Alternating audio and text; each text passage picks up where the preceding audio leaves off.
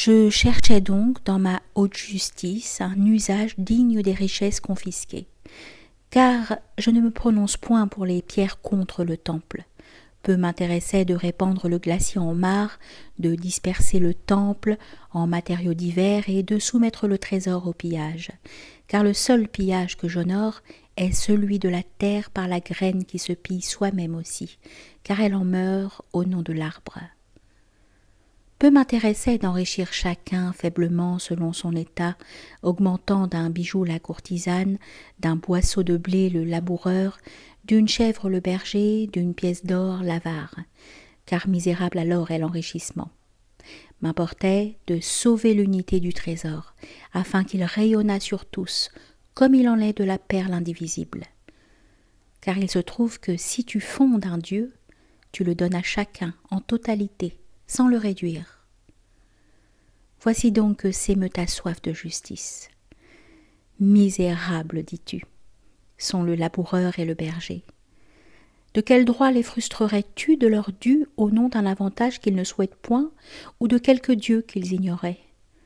Je prétends disposer du fruit de mon travail. J'en nourrirai, s'il me plaît, les chanteurs. J'épargnerai, s'il me plaît, pour la fête. Mais de quel droit bâtiras-tu si je la refuse ta basilique sur ma sueur? Vaine, te dirai-je, est ta justice provisoire, car elle n'est que d'un étage, et il faut choisir. Les matériaux changent de signification en passant d'un étage à l'autre. Tu ne demandes point à la terre si elle souhaite former le blé, car elle ne conçoit point le blé, elle est terre, tout simplement. Tu ne souhaites point ce qui n'est pas encore conçu. Telle femme t'est indifférente, tu ne souhaites point de l'aimer, bien que cet amour, s'il te brûlait, ferait peut-être ton bonheur. Nul ne regrette de ne point désirer se faire géomètre. Nul ne regrette de ne point regretter, car une telle démarche est absurde. C'est au blé de fonder la signification de la terre. Elle devient une terre à blé. De même, tu ne demandes point au blé de souhaiter devenir conscience et lumière des yeux, car il ne conçoit point la lumière des yeux ni la conscience. Il est blé, tout simplement. C'est à l'homme de se nourrir et de changer en ferveur et prière du soir le pain de blé. Ainsi ne demande point à mon laboureur s'il désire par sa sueur devenir poème ou géométrie ou architecture, car mon laboureur ne les conçoit point. Il userait de son travail pour améliorer sa charrue, car il est laboureur tout simplement. Mais j'ai refusé de me prononcer pour les pierres contre le temple, pour la terre contre l'arbre, pour la charrue du laboureur contre la connaissance.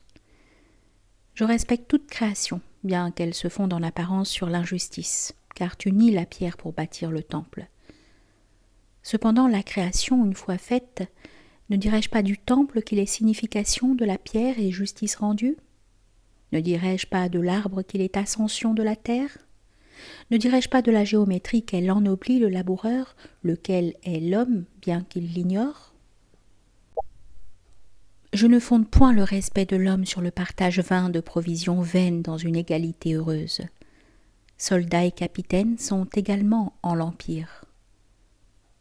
Et je dirais que les mauvais sculpteurs sont les égaux du bon sculpteur en le chef-d'œuvre qu'il a créé, car ils lui ont servi de terreau pour son ascension. Ils ont été conditions de sa vocation. Je dirais que le laboureur ou le berger sont les égaux du bon sculpteur en son chef-d'œuvre, car ils auront été conditions de sa création. Cependant, te tourmente encore que je pille ce laboureur qui ne reçoit rien en retour. Et tu rêves d'un empire où les casseurs de pierres le long des routes, les débardeurs du port et les soutiers se puissent enivrer de poésie, de géométrie et de sculpture, et s'imposer d'eux-mêmes librement un surcroît de travail pour te nourrir tes poètes, tes géomètres et tes sculpteurs. Ce quoi faisant, tu confonds la route et le but. Car certes, j'ai en vue l'ascension de mon laboureur. Serait certes beau celui-là qui s'enivrerait de géométrie, mais myope et le nez contre, tu veux résoudre ton opération dans le cycle d'une seule vie d'homme et tu prétends ne rien entreprendre qui enjambe les individus contre les générations, ce en quoi tu te mens à toi-même. Car tu chantes ceux-là qui sont morts contre la mer à bord de fragiles voiliers, ouvrant à leurs fils l'empire des îles. Tu chantes ceux-là qui sont morts pour leurs inventions sans en tirer profit, afin que d'autres les puissent parfaire. Tu chantes les soldats sacrifiés sur les remparts, qui n'ont rien recueilli pour soi du sang versé. Tu chantes celui-là même qui plante un cèdre, bien qu'il soit vieux et n'espère rien d'une ombre lointaine. Il est d'autres laboureurs et d'autres bergers que tel poème plus tard remboursera, car le poème colonise lentement et l'ombre de l'ombre sera pour le Fils. Il est bon que le sacrifice rembourse au plus tôt, mais je ne souhaite cependant point qu'il cesse trop vite d'être nécessaire, car il est condition, signe et route de l'ascension. 3 années durant, je cloue et je grée mon navire. Je ne suis remboursé ni par l'odeur des planches, ni par le bruit des clous. Sera pour plus tard le jour de la fête. Or, il est des navires longs à gréer. Si tu n'as plus à solliciter de sacrifice, c'est que tu t'estimes satisfait des navires bâtis, des connaissances acquises, des arbres plantés, des sculptures faites et que tu juges venu l'heure de t'installer en sédentaire pour l'usage des provisions dans les coquilles d'autrui. Dès lors, j'irai, moi, m'installer sur la tour la plus haute afin d'observer l'horizon, car se rapproche l'heure du barbare. Je te l'ai dit, il n'est point de provisions faites, il n'est que direction, ascension et démarche vers. Les laboureurs auront rejoint les géomètres afin de recevoir leur plaisir en retour de leur sueur, quand les géomètres ne créeront plus. Si tu marches du même pas derrière l'ami, il importe, s'il a quelque avance et désire que tu le rejoignes, qu'il s'interrompe de marcher. Je te l'ai déjà dit, tu trouveras l'égalité une fois la marche inutile, là seulement où servent les provisions, à l'heure de la mort, quand Dieu engrange. Donc il me parut équitable de ne point diviser le trésor. Car il n'est qu'une justice. Je sauverai d'abord ce dont tu es. Justice pour les dieux, justice pour les hommes. Mais le Dieu est de toi, et je te sauverai s'il est possible, si ton sauvetage le grandit. Mais je ne te sauverai point contre tes dieux, car tu es d'eux. Je sauverai l'enfant s'il est nécessaire contre la mère, car d'abord il a été d'elle, mais elle est désormais de lui. Et je sauverai le rayonnement de l'empire contre le laboureur, de même que le blé contre la terre. Je sauverai la perle noire dont tu seras, si même elle ne t'échoua point, car elle te fleurit toute la mer, contre le ridicule fragment de perle qui serait de toi et qui ne t'enrichirait guère. Je sauverai le sens de l'amour, afin que tu puisses en être contre l'amour qui serait de toi, comme une acquisition, comme un droit, car alors tu n'y gagnerais point l'amour. Je sauverai la source qui t'abreuve contre ta soif elle-même, sinon tu mourras d'esprit ou de chair. Et je me moque bien de ce que les mots se tirent la langue, et de ce que je paraisse prétendre t'accorder l'amour en le refusant, et te convier à vivre en t'imposant la mort, car les contraires sont inventions du langage, lequel embrouille ce qu'il croit saisir, et s'ouvre l'air de la grande injustice, quand tu exiges de l'homme qu'il se prononce pour ou contre, sous peine de mort. Donc il me parut équitable de ne point rembourser le trésor en le dispersant en gravats, afin de rendre, car ils en furent pillés, son bijou à la courtisane, sa chèvre au berger, son boisseau de blé au laboureur et sa pièce d'or à l'avare, mais de rembourser à l'esprit ce qui fut emprunté à la chair. Ainsi fais-tu quand tu eusses tes muscles à tailler la pierre, puis la victoire, une fois gagnée, te frappe les mains l'une contre l'autre pour te délivrer de leur poussière, te recule en plissant les yeux pour mieux voir, penche un peu la tête sur le côté, puis reçoit le sourire du Dieu comme une brûlure. J'eusse certes pu colorer de quelque lumière la restitution pure et simple, car autre chose est de posséder un bijou quelconque, une chèvre, un boisseau de blé, une pièce d'or desquelles tu ne tires guère de plaisir, et de les recevoir en conclusion d'un jour de fête et sommet du cérémonial. Car ces humbles présents ont couleur de cadeaux du roi et don de l'amour. J'ai connu ce propriétaire de champs de roses et innombrables, qui eût préféré s'en voir dépouillé jusqu'au dernier plutôt que de perdre une seule rose fanée, cousue dans un humble carré de linge et qu'il portait contre son cœur. Mais tel ou tel d'entre mes sujets, eût pu se tromper et croire dans sa stupidité tirer sa joie du blé, de la chèvre, de l'or ou d'une rose fanée cousue dans un carré de linge. Et je désirais les instruire. J'eusse certes pu changer mon trésor en récompense. Le général vainqueur, tu l'ennoblies face à l'Empire, ou celui-là qui t'inventa une fleur nouvelle, ou un remède, ou un navire. Mais il se fut agi là d'un marché, et qui se fut justifié de soi-même, logique et équitable, satisfaisant pour ta maison, mais d'un pouvoir nul sur le cœur. Si je te verse ton salaire une fois le mois révolu, par où vois-tu qu'il puisse rayonner? Donc me parut peu attendre de la réparation d'une injustice, de la glorification d'un dévouement, d'un hommage rendu au génie. Tu regardes, tu dis « c'est bien ». Tout est ordre simplement et tu rentres chez toi t'occuper d'autre chose.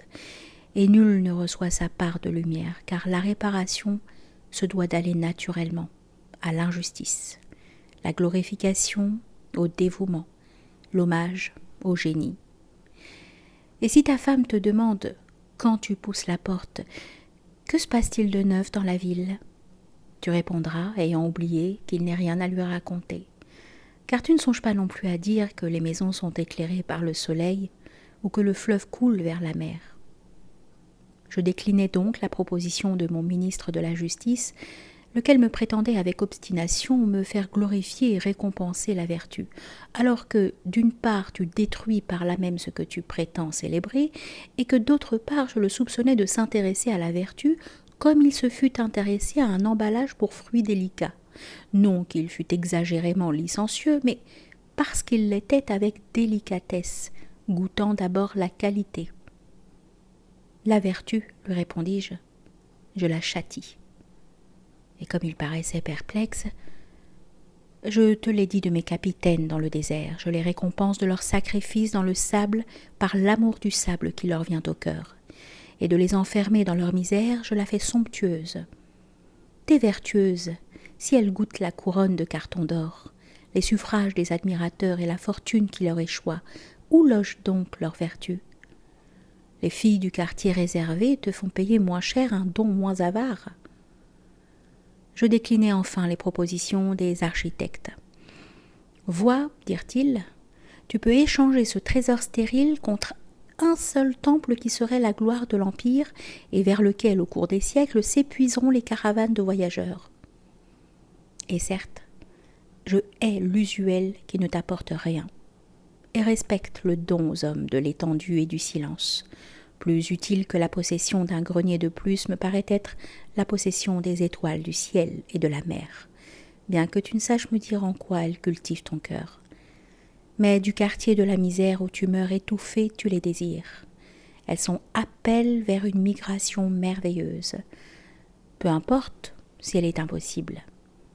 Le regret de l'amour, c'est l'amour.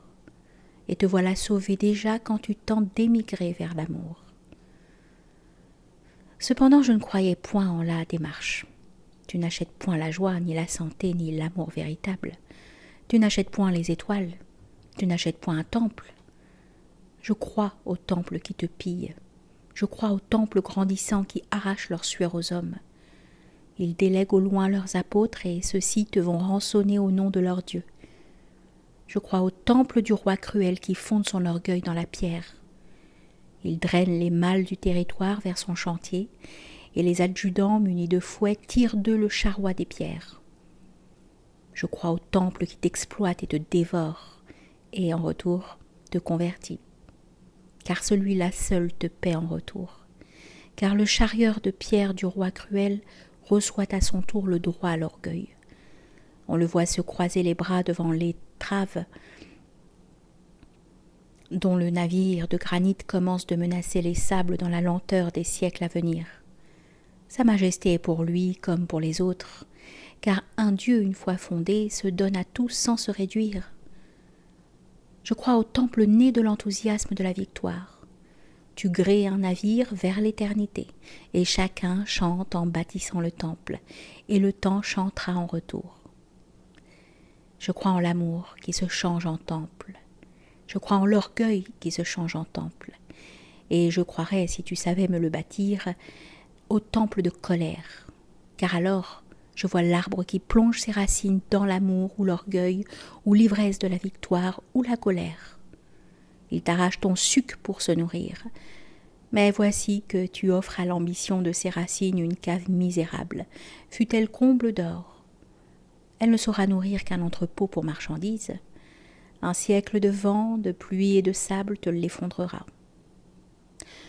Donc, ayant dédaigné que les trésors fût l'enrichissement, ayant dédaigné qu'il fût récompense, ayant dédaigné qu'il se transformât en navire de pierre, n'étant point satisfait dans la recherche d'un visage lumineux et qui embellit le cœur des hommes, je m'en fus réfléchir en silence.